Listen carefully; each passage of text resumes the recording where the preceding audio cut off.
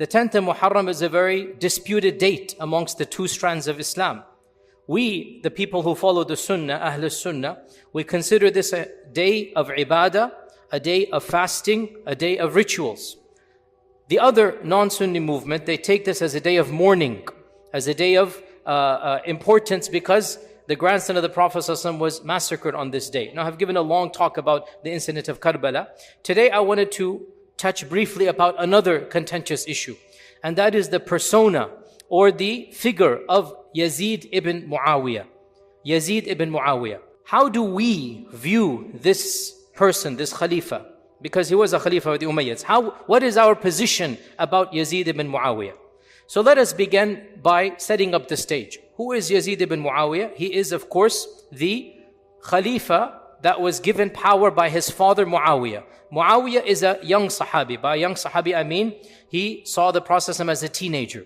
He is not to the level of Abu Bakr, Umar, Uthman, Ali radiallahu anhu. He's not of the Ashra Mubashara. The Sahaba are many categories. Ibn Hajar has 10 categories. The last batch of them, those who embraced Islam at the conquest of Mecca. That's the last batch.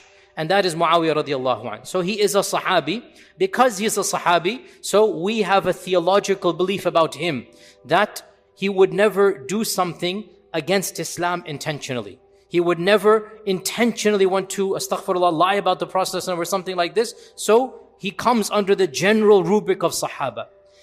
When he became the Khalifa, he decided to put his son Yazid as a nominator. He's going to put his son Yazid. And as you know, this transformed the Khilafah from a shura to a dynasty. So this was a very historic. By historic, I don't mean positive and negative. Historic means something important happened that changed the course of history. He decided to put his son Yazid in charge. Many of the senior companions during Muawiyah radiallahu anhu's lifetime objected to this. They did not give the oath of allegiance, including Abdullah ibn Umar, including Abdurrahman ibn Abi Bakr, including Abdullah ibn Zubayr. These are all sons of the senior Sahaba. They refused to give the oath of allegiance to Yazid when Muawiyah was alive. Soon as Muawiyah passed away, Ibn Zubayr, as you're aware also, he broke away. He established his own caliphate. And Hussain as well marched to Karbala and wanted to fight against Yazid. Yazid sent his forces and Hussain radiallahu anhu was killed. A very, very huge tragedy. No Muslim is happy at the massacre of Karbala. No Muslim defends the death of Hussain radiallahu anhu. Our hearts are grieved and sad that the ummah of the Prophet ﷺ surrounded the grandson of the Prophet ﷺ. Members of the ummah surrounded the grandson of the Prophet ﷺ, laid siege to women and children, including the grandson, including the great-grandsons of Fatima and granddaughters of Fatima are in that caravan, and eventually massacred many dozens of men, and all of the women were taken prisoner and then eventually set free and sent back to Medina. It is a tragedy according to all interpretations of Islam. The question, what is the role of Yazid in this tragedy? And how much blame does he have? So, we began by saying that Yazid ibn Muawiyah is not a companion. That's the first point. Hence, he didn't see the Prophet. He was born after the Prophet. Hence, there is no theological status given to the children of the Sahaba. It's a very important point. The children of the Sahaba are completely normal. Some are good, some are bad. Doesn't matter. In fact, FYI, you can look up the books of history. The main general that was involved in the massacre of Karbala was one of the sons of Sa'd ibn Abi Waqqas. Big tragedy. He's not a companion. The son of Sa'd ibn Abi Waqqas, Umar ibn Sa'd ibn Abi Waqqas, was actually the general who was besieging Hussain radiallahu anhu. The children of the Sahaba are not special status. Some are good and some are other than this. So, Yazid is a child of somebody who saw the Prophet ﷺ. It doesn't give him any special privilege. Now also, of the things about Yazid as well, is that a number of things happened in his khilafah that compounded his notoriety in history. Not just this.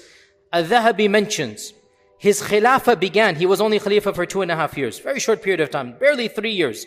In those 3 years, 3 tragedies, one after the other, each one of which is a huge tragedy. Imagine happening in one caliphate, in one reign.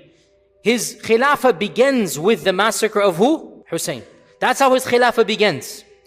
And it ends with his army surrounding Mecca, throwing catapults and destroying the Kaaba because Ibn Zubayr rebelled against him. Ibn Zubayr had his caliphate. And in the middle was the massacre of the people of Medina. Subhanallah.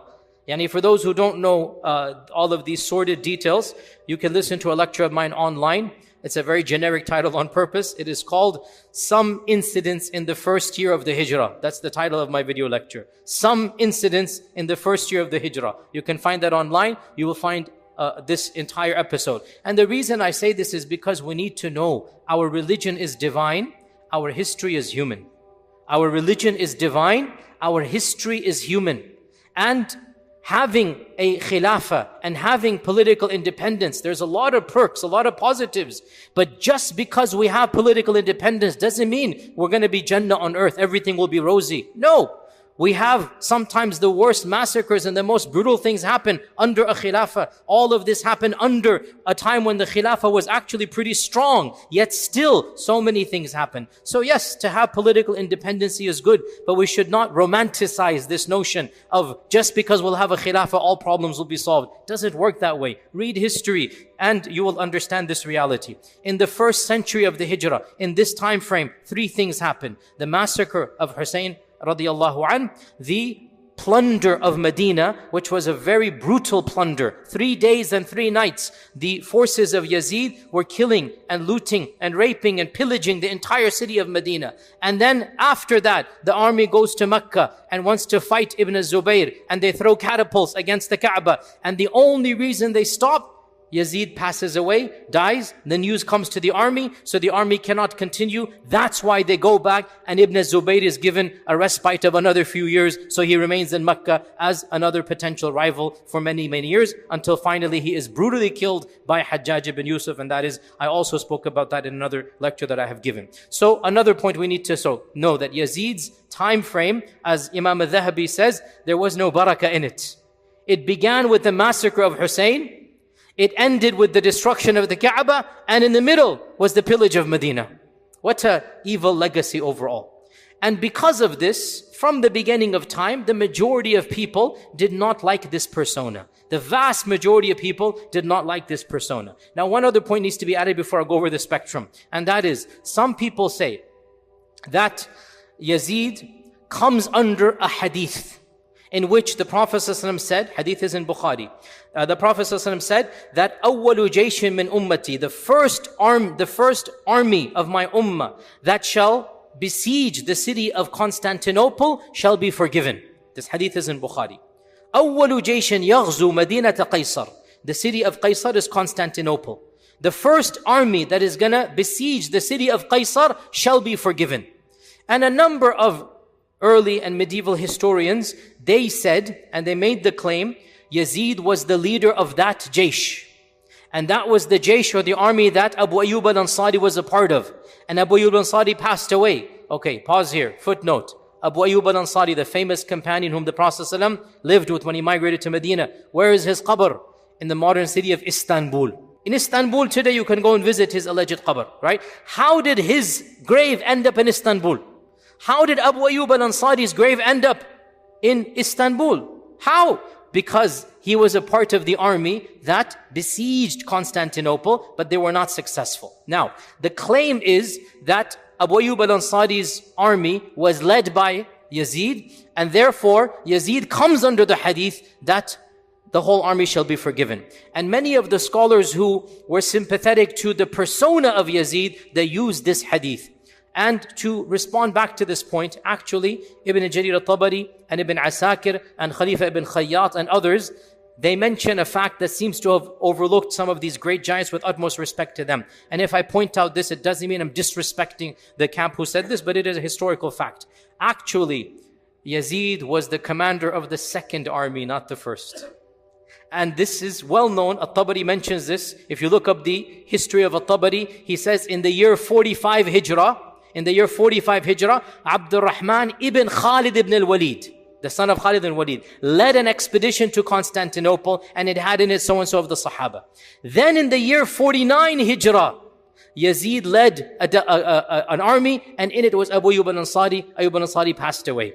So Yazid is not the commander of the first army that went to Constantinople. So this is something you could look up historically, and those who claim so, utmost respect, they seem to have overlooked there was one army that went before. Hence, that hadith does not apply to Yazid. Now, other scholars point out, even if you want to say that this is a generic hadith, this does not mean that every single person will automatically be forgiven. Rather, the hadith is general, and there can be specific exceptions. And especially when somebody does extreme dhulm, like this person did, doesn't mean we take a general hadith and use it to forgive specific dhulm. Nonetheless, these are generic points to point out that, what am I trying to say before I get to the actual lecture here?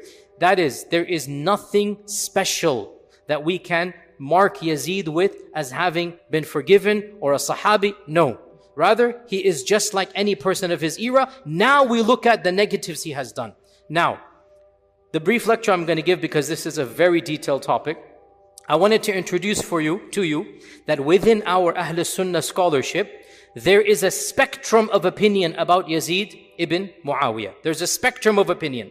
And you have the entire line, the entire spectrum, from outright kafir to defending him. We have this entire spectrum historically. I'm just giving you the facts right now. I'm not giving you my opinion right now. I'm simply telling you, you should be aware. Why is this spectrum?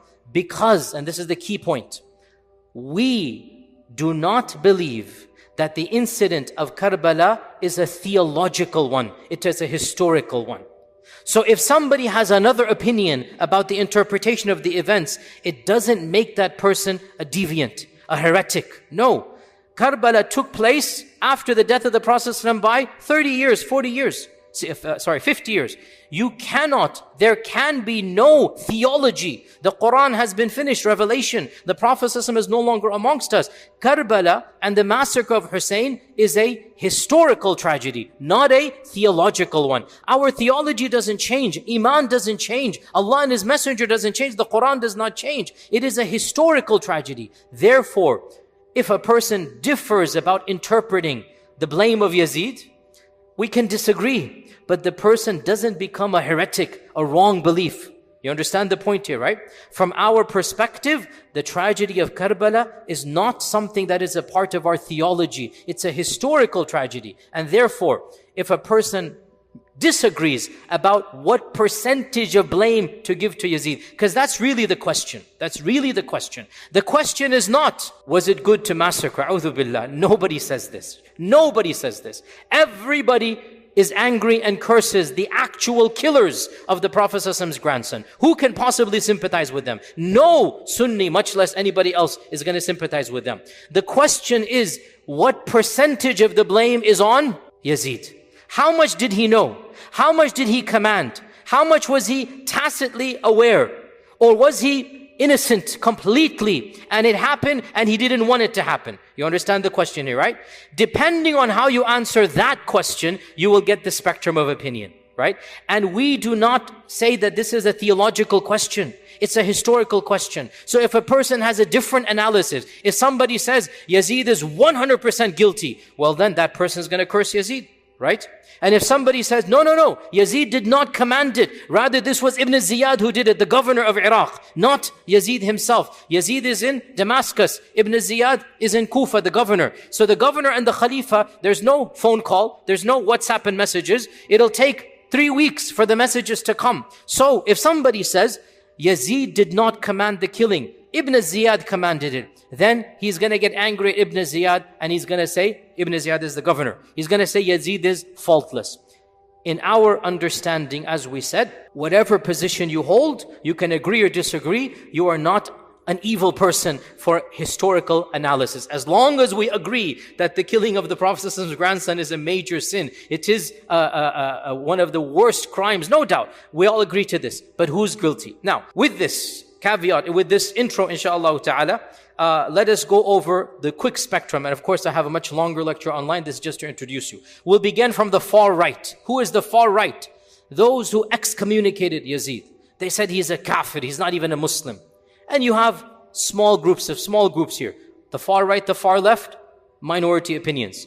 So those who said he's a kafir, they're very few in number. Of them is the historian Al-Mas'udi. He's not a theologian, and in fact, some say he's not even Sunni. Mas'udi could be from the other group, but he's a famous historian.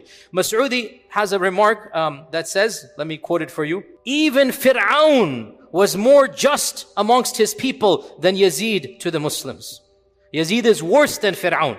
Okay? So he's completely excommunicating him. You have also Ibn Aqil al-Hanbali, consider him to be a non-Muslim. Al-Alusi, the famous Mufassir. Al-Alusi, great scholar of tafsir, mainstream Sunni. He said that the one who killed the grandson of the Prophet ﷺ, it is not possible that he has Iman. Not possible. Just like he said, if somebody threw the Mus'haf on the ground and he knows it's the Mus'haf, are you going to say he's a Muslim? No. So too, the one that intentionally killed, and then he says that Yazid gave the command. So if you believe Yazid gave the command, you believe this, then you are going to go to the position of he's not a Muslim. But this is a small minority opinion.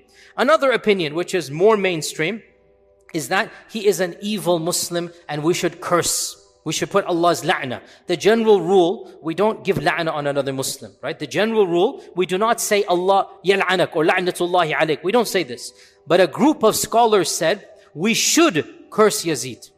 Exceptions are made, and Yazid is one of those exceptions. And this is a very well-known opinion. And we have, for example, Abu Ya'la, the famous Hanbali scholar, allowed this. The famous Shafi'i scholar, Ilkiya al-Harrasi, he was very explicit in this regard. He said, so-and-so has two opinions. You should curse, you should not curse. So-and-so has two opinions. You should curse, you should not curse. As for me, I have one opinion. It is wajib to curse. I'm going to curse Yazid. So you have this opinion as well. The famous theologian Taftazani, who wrote a book of Aqaid Taftazani, he put it as a point of Aqidah, a Sunni Aqidah, that we are going to curse Yazid ibn Muawiyah. So you have a position that you're going to curse him. Ibn al-Jawzi, the famous Hanbali alim, mufassir, sheikh, and historian. Ibn al-Jawzi is an all-rounder. He's one of the luminaries, died 595. Ibn al-Jawzi wrote a booklet. And in that booklet, the point of the booklet to prove that we're supposed to curse Yazid ibn Muawiyah. So we have that opinion. It is fairly mainstream. Now, the next on the spectrum. So you have, we curse him. The next on the spectrum, we strongly criticize, but we don't say la'natullah. We don't use la'na. We strongly criticize, but no need to give Allah's la'na on a person who said the kalima. Whatever his crime, no need to say the la'na. This position, perhaps I would say, is the majority opinion of Ahlul Sunnah, historians and theologians. If you look at and compile, and I've done my little bit of research in this regard, in my humble analysis and opinion, this is the majority of our scholars. They are on this wavelength. We don't like Yazid. There is no defense of Yazid. We criticize Yazid. We harshly criticize Yazid. But there's no need to invoke la'na on anybody who says the kalima. And this is the position of many scholars. Ibn Asakir, Ibn al-Athir, Ibn Taymiyyah has many times said this. Ibn Taymiyyah said that people went to extremes with regards to Yazid. Some defended him, and some considered him to be a saint, and the others considered him to be a kafir, and said, you must give la'na. And he goes, as for us, Yazid was a king amongst the kings, and he has many evil things that he has done. And of his biggest crimes, according to Ibn Taymiyyah, is that he did not reprimand the killers of Hussain. Ibn Taymiyyah's analysis is that Yazid did not command the killing of Hussain. But when the news reached him, he did not punish the perpetrators. So, that's a problem.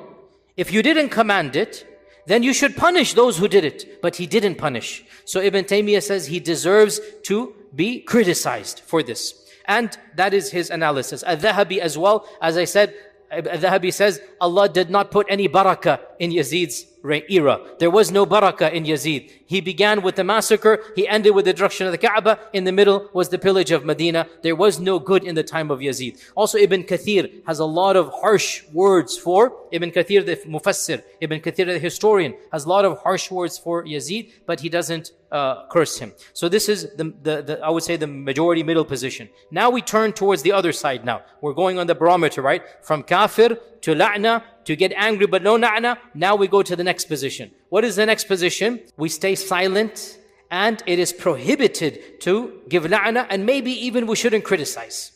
Maybe we shouldn't criticize. So this is the position of a number of scholars, most famously Imam al-Ghazali. Imam al-Ghazali had this position, that we should be silent and not criticize, and definitely don't give la'na to Yazid. Also, Imam al-Nawawi had the same opinion, that we leave his affair to Allah subhanahu wa ta'ala, and we should not give la'na to any Muslim. So they were very much opposed to criticizing, and just be silent and don't give any la'na. So this is one position. Then we get to the final opinion, or the final spectrum. What is the final spectrum? Did anybody defend Yazid? There is a small group of people who defended the persona, but not, as we said, the massacre of Karbala. As we said, nobody in Ahlul Sunnah defended the massacre of Karbala. Alhamdulillah, nobody can do that. It goes against Iman to do that. But there were few people, they said Yazid is 100% innocent. No blame whatsoever. He has no blame for Karbala. And therefore they defended some of the good, whatever good they found in the history books, whatever, they defended. And in particular, there was a theologian in 5th century Damascus by the name of Abdul Mughith al-Baghdadi. He wrote an entire book, Fi Fada'ili Yazid, regarding the blessings of Yazid. And in it he tried to find ways to exonerate and whatnot. And it was because of this book, we said, remember that, Ibn al-Jawzi wrote a book criticizing Yazid. Remember that? It was because this scholar wrote a book praising Yazid that Ibn al-Jawzi wrote his counter to this. And he blasted the scholar and he said Yazid should be cursed, etc., etc. So we have this entire spectrum over here. To conclude, the position that a person holds regarding Yazid is not a point of theology. Hence, we should not make it more important than it's a point of history. We should also avoid sectarianism in this regard. Sectarianism, it is my humble opinion, you have heard me speak a lot about this, that these sensitive issues, there's no point ignoring them, because our children are asking. If I don't talk about it, they're going to listen to other people, and they're going to give a different perspective. The internet has opened the floor for everything. So there's no point ignoring. We cannot tell our children, don't ask. They're worried, they're concerned, they're asking questions. So I believe the best way to present as neutral as possible without riling up hatred, without making people hate other people. We can teach without preaching hatred. That's what we're trying to do over here. And you know, by the way, it needs to be said, in Albuquerque, the series of murders that occurred, right? It's because of now we found out sectarian hatred. We don't want to do this, a'udhu billah. We need to rise above this. There must be a way to teach the differences without teaching hate. I hope inshallah I can and others can do this. So bottom line, to conclude, the massacre of Hussein is a tragedy of the highest magnitude, and it is a historical tragedy. No mainstream Muslim defended and was happy at the death of Hussein radiyallahu ta'ala an. Whoever is responsible for that murder will have to face Allah with the most precious blood on his hands. The most precious blood, the grandson of the Prophet ﷺ, that person will have to face the wrath of Allah subhanahu wa ta'ala. The question though, how much was Yazid liable? What percentage did he have in all of this? And I said there's a whole spectrum of opinion, and I will give you now at the end of this my own personal opinion. Take it or leave it. It's not a point of theology. I have read with my own research. You can take it or leave it. I have opined, it's an opinion, that it is not fair to exonerate Yazid even 80%, 90%, 70%. On the contrary, Yazid was the one who sent a brutal military general with the commands, make sure Hussein does not get to Kufa. And that's it. He left it open. He left it open. If he wanted to protect Hussein radiallahu an, it was his job to make that point. You know, when the government wants to catch a criminal, they say dead or alive, or they say we want him alive. Correct? You know, to this day, when the government wants a criminal, they'll give you two options. Dead or alive, or no, we need this guy alive. Make sure you don't kill him.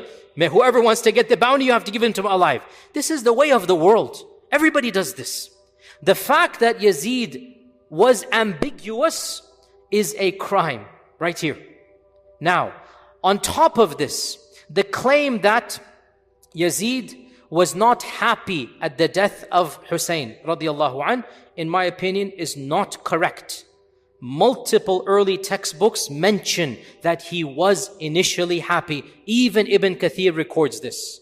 Also, in my opinion, and this is very gruesome, but I'm sorry to be blunt, you should know this. This is our history, and it's better you hear it from me. The head of Hussein was brought to Damascus, and it was displayed to Yazid in the palace of Yazid. And Yazid poked it with a stick. And one of the Sahaba stood up and in anger said, "How dare you poke the face of the grandson of the Prophet ﷺ? I saw the Prophet ﷺ kiss that very face, and here you are poking it." I'm sorry, we have to be clear here. How can this person be defended? I'm not saying you have to give la'nah, but there is no question that this is a person who will have to answer to Allah. On top of this, if you know what happened in Medina and the evils that happened for 3 days and 3 nights at the explicit command of Yazid, and you know that he told them to attack the Kaaba, how can you have any sympathy for such a person? My position is that of Imam Ahmad ibn Hanbal, and with this we conclude. Imam Ahmad ibn Hanbal was asked by his son Salih. His son Salih asked him that, "Do you narrate hadith from Yazid?" He said, "How can we narrate from a fasiq? How can we narrate from him?" So he said that, you're saying we don't have any love for Yazid. And Imam Ahmad said, "Can anybody of Iman have love for the one who commanded what he commanded? Can you have love for this tyrant? Wallahi, we get angry when the tyrants kill people in masajid, when the tyrants do things in our modern lands, right? How about somebody killing the grandson, somebody attacking Makkah, somebody attacking Medina? Both holy cities were attacked explicitly at his command. Explicitly. And the attack of Makkah and Medina, no ambiguity. You know, Yazid, okay, I admit he didn't say kill Hussein, but he left it open, and when it happened, he showed happiness. As for Makkah and Medina, there is no ambiguity. He said attack Medina and do as you please for 3 days. He said attack Makkah and get rid of Ibn Zubayr. Khalas, he has made the haram halal. The haram of Makkah and Medina. Why is it called haram? It's sacred. He made it halal. So Imam Ahmad said, how can anybody of Iman love this person? That's what I agree with. Then his son said, so then should we curse him? And Imam Ahmad said, have you ever heard me, my tongue being vulgar and saying, la'natullah, la'natullah? Have you seen this adab from me? That's not my adab. I don't need to do this.